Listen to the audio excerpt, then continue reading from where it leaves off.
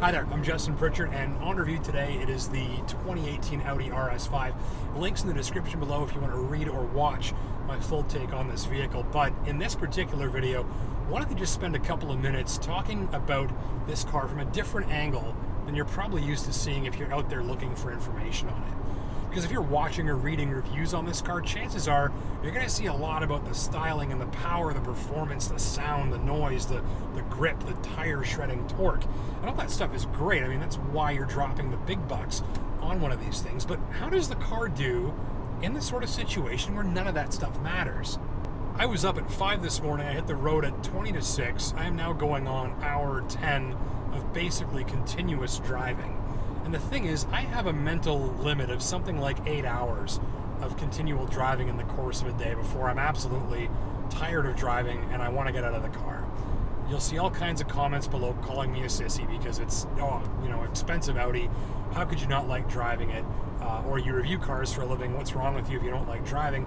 The car is irrelevant. It doesn't matter if it's a 20 grand Mazda or a 115 grand RS5 as it is today. The point is that just for me personally, I hit a point roughly 8 hours in where I'm just sick of driving and I want to get out of the car, go home, take a swim, go for a hike with my dog, make dinner, whatever. Something other than driving.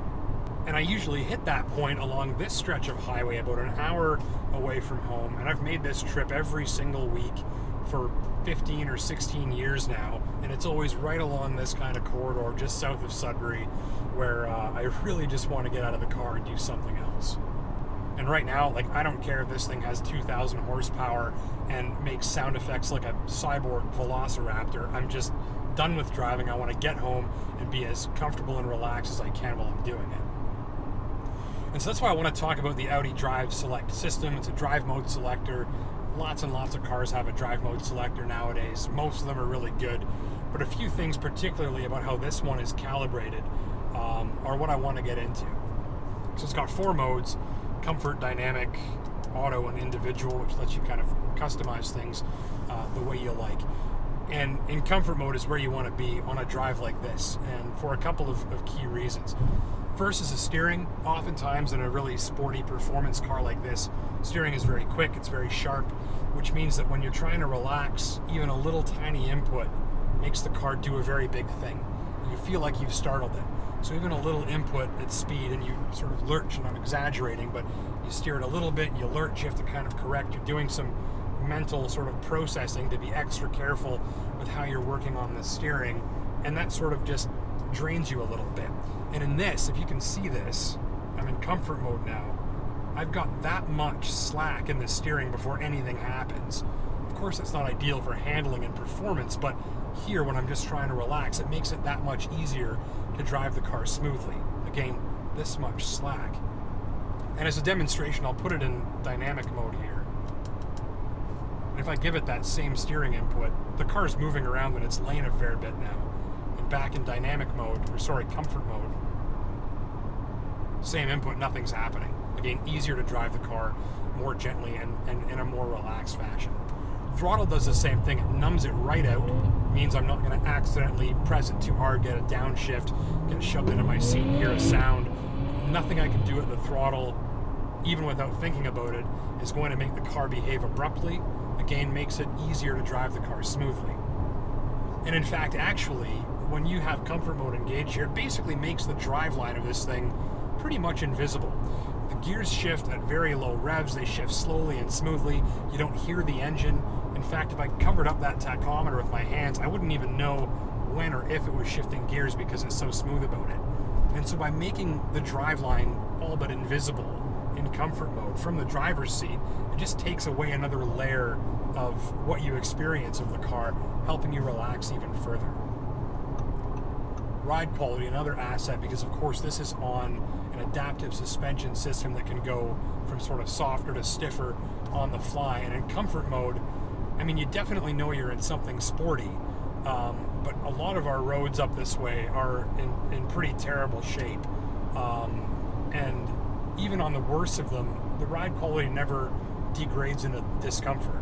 You know you're in a performance car, absolutely, but even over, dips and wumps and potholes or just random chunks of pavement that have been missing for 2 years that I still manage to whack every single week, it doesn't really break the car's composure. So no issue at all to just have a peaceful, comfortable road trip for two in here, if that's what you want to get up to.